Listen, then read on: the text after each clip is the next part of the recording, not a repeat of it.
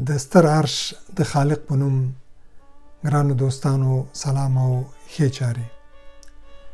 لکه چې ټول پوهیږو نن د مې د میاشتې 9مه نیټه ده. نړیوالو دا ورځ د مور په نوم باندې نومولې ده. نن د دې بېتنابه او پراخې مځکې په لر او بر کې غونډې جوړیږي، کارتونونه انځورېږي او ځینې هېوادونه په دې مناسبت ځانګړي پوستي ټکټونه جوړوي او خرڅوي تر څو د دې ورځې درناوی وشي. شاعران دا ورځ په شعرونو کې او لیکوالان د قلم په څوکو لمانځي. خو زموږ په ټپي او ټکر ټکر هېواد کې د وینو فوارې په نڅا دي. یتیمان او بې اسرې بچیان دا ورځ په خپلو سلګیو او اوښکو باندې لمانځي. زموږ د وطن ځینې خلک د میندو په وړاندې د هغوی ګلالي بچیان د تکبیر له نارو سره د موچي په تار حلالوي او یا یې ټټر ته پاپشي نیسي. همدغه خلک دې ورځې ته د دې ورځې لمانځلو ته بدعت وایي، ګمراهي وایي او د غرب ډالۍ. خو غربیان لږ تر لږه د انسانیت په نوم او د بشري عاطفې په حکم دا ورځ د سرو ګلانو په ګېډیو سره لمانځي او د خپلو میندو خواته ورځي او لااقل په دې ورځې نه ځوروي. نو که د مور د ورځې لمانځنه او د هغې یادونه او له مرګ وروسته له خپلې مور سره مینه کول ګناه او بېلاریتوب وي نو زه بیا غټ ګناهګار یم. له نن څخه 11 کاله وړاندې د همداسې مبارکې روژې میاشت وه او زما رنځوره مور هغې خپله اروا د ارواو خالق ته وسپارله. زه لکه د اوس په شان هغه وخت هم مسافر وم. قلم مې رنګ نه درلود، خو د اوښکو په څولو همزولو څاڅکو مې د هغې قبر ته له ډېرې لرې ځایه یو څو ټکي ولیکل او هغې ته مې نظرانه کړل. زه دغه لاندې ماتې ګوډې کرښې د خپلې ګرانې مور تر څنګ ستاسو ټولو هغو دوستانو میندو ته هم ډالۍ کوم چې اوس په شاړو هدیرو کې د قبرونو د تورو خاورو مېلمنې دي. هغه لیک دا و: زما خوږې مورې، زما په دنیاګۍ کې چې ډېره وړه ده داسې ژبه نشته چې په هغې ستا ستاینه او لمانځنه وکړم. نیازبینې مورې، زما په بدن کې داسې سترګې نشته چې په هغو باندې ستا له ښکلا پورته د بلې ښکلا ننداره وکړم.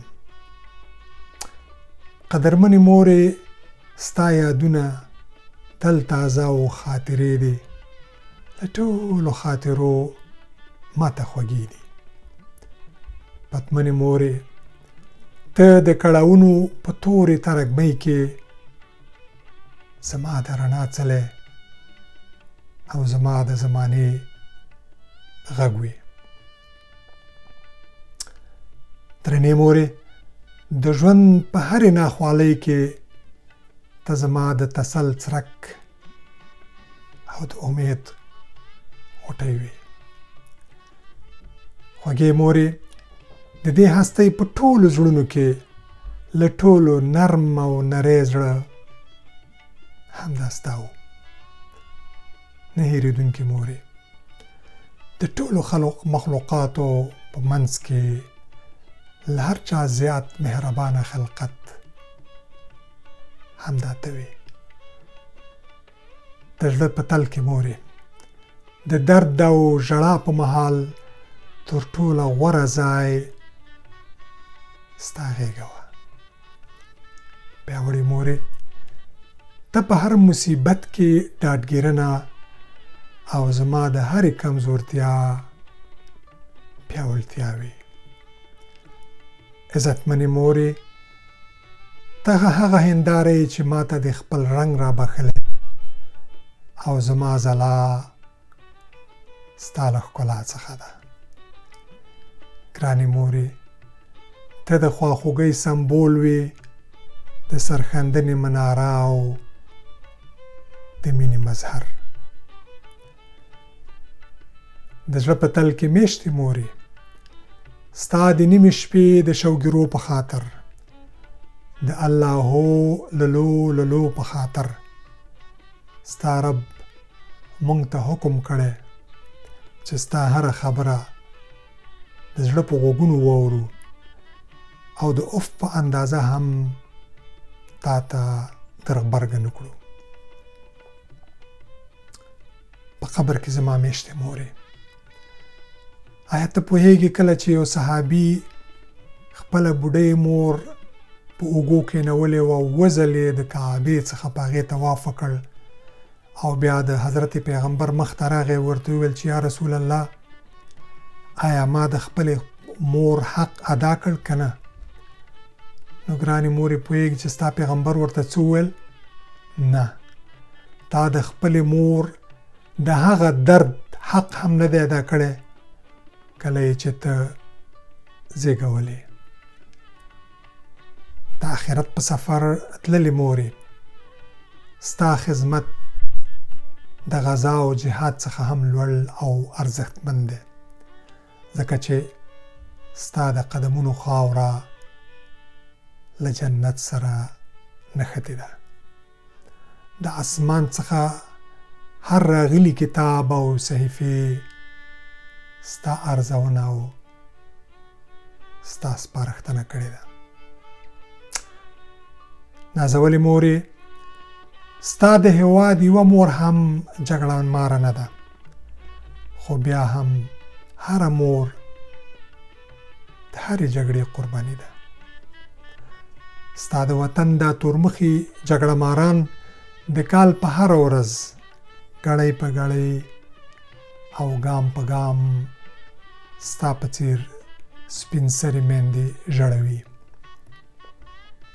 خو صابرو میندو یوه ورځ به حتما د دې کورړنګې جګړې مطره وچه شي، د پردیو دا ټوپکونه به له اوږو کوز شي، د ورور وژنې دا ماشې به یوه ورځ ماتې شي، د ژړېدلو میندو دا سوړ ژمی به هم تیر شي، خو د نبي د ځینو دروغجنو وارثانو دا سکاره مخونه به همداسې تور پاتې شي.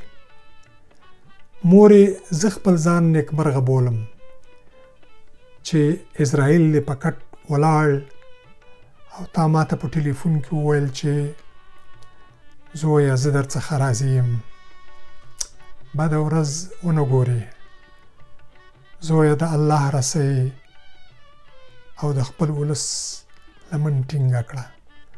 پام کوه چې له دوی جلا نه شي، مګر بدنصیبي مې دا ده چې ستا د جنازې کټ ته ما اوږه ورنه کړه او ستا په قبر ما څو څاڅکي اوښکې توی نه کړې.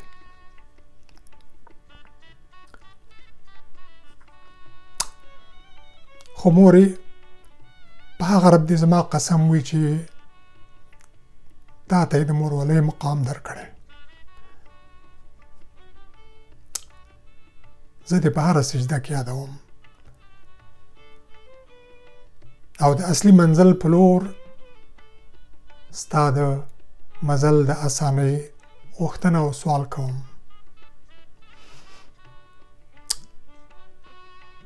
په همدې ورځ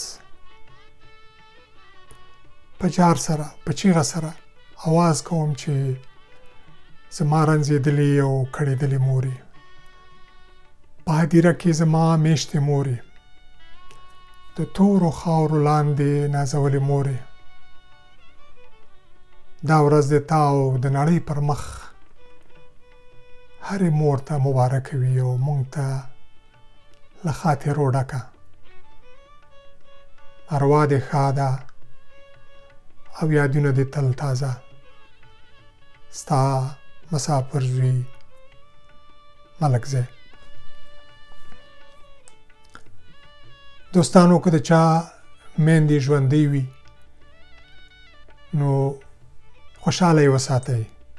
که غواړئ چې نیکمرغه او خوښ او بریالي اوسئ، پام چې د میندو سترګو ته مو اوښکې رانولئ. همیشه یې په مخ مسکا وساتئ. همدا مو د دنیا او د آخرت کامیابي ده. ډېره مننه. روژه مو قبوله.